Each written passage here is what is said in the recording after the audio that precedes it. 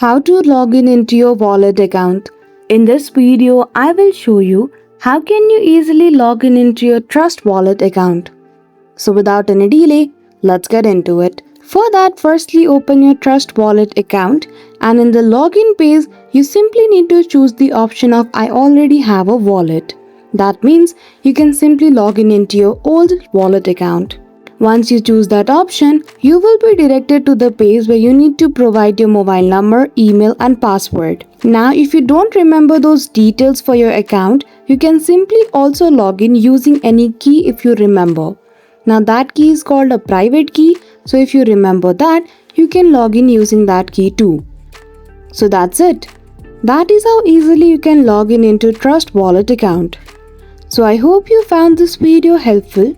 If you did, don't forget to give it a thumbs up and subscribe to our channel for such tutorial. Thank you for watching till the end.